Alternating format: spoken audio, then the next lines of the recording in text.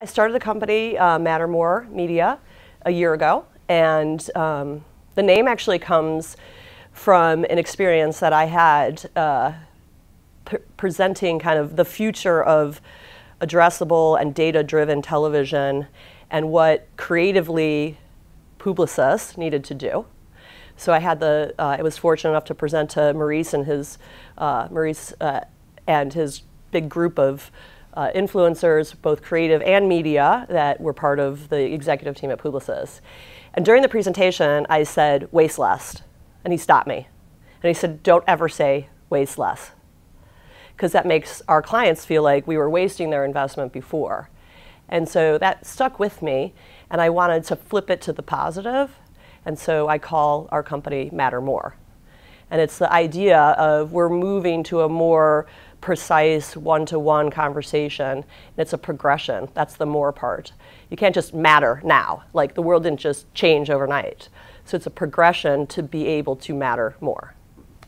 So how are things going? Can you tell us, give us some insights of what you might be doing for particular clients? Sure. Mattermore does two things right now. We do strategic consulting for players in the industry who are grappling with the changes that we see. And then we go direct to clients. So we're helping, and I'm really interested in bringing new money to television. And so the sector that I'm really looking at is catalogers.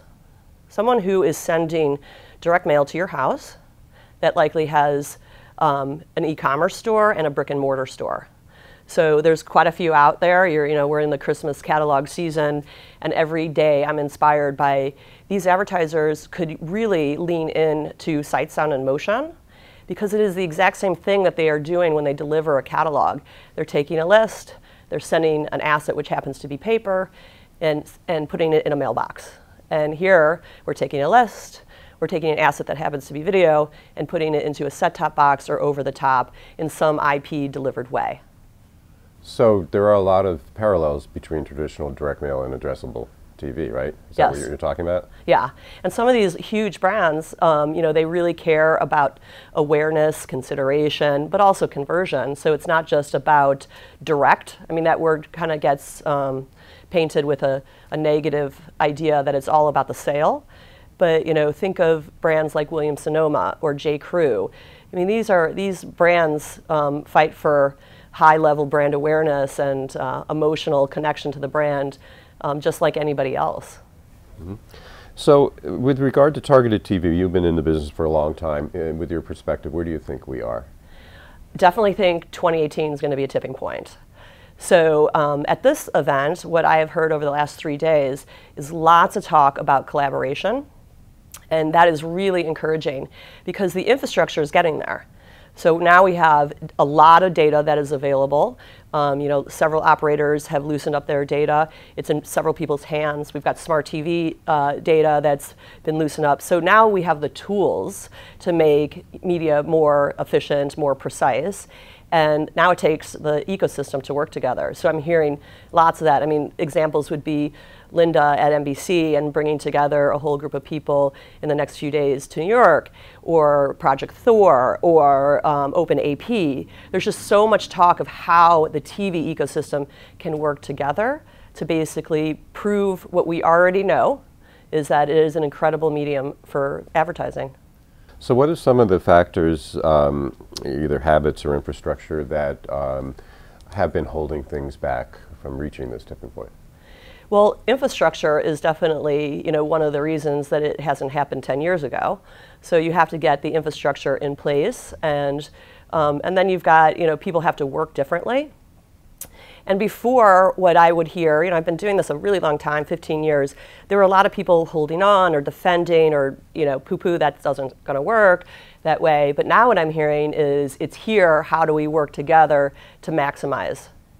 So I think we're really reaching the place. This year's Upfront, 2018's Upfront, is going to be, I think, a watershed moment, because the data is available and the programmers are starting to cooperate.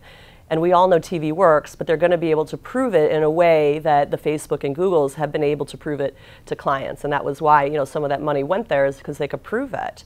But now TV is at that place.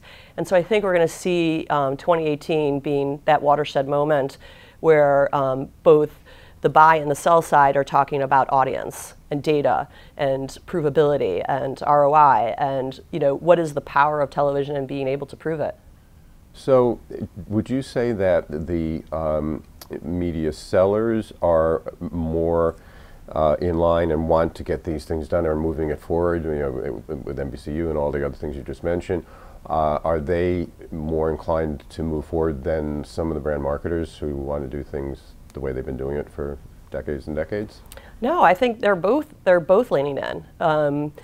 I don't know, in my old job at Publicis, I looked at addressability as the way to teach the marketer what the capabilities were coming in television. It's like to define your target differently and whether you can eliminate or matter more, eliminate waste. Oh, there I said it again, but it teaches them how to do that. And so now the capabilities are becoming more available on defining an audience and being able to deliver that on linear and on all the great content that's out there. So I think it's coming from both sides. I think the advertisers are getting much smarter on what is capable of happening in television and fitting that into what they're already doing. I mean, a lot of these very sophisticated marketers know ROI on a catalog. They just don't have the ability to do it on TV. So they're learning that ability exists. At the same time, the seller is getting hands-on tools. And so I think it's coming from both ways.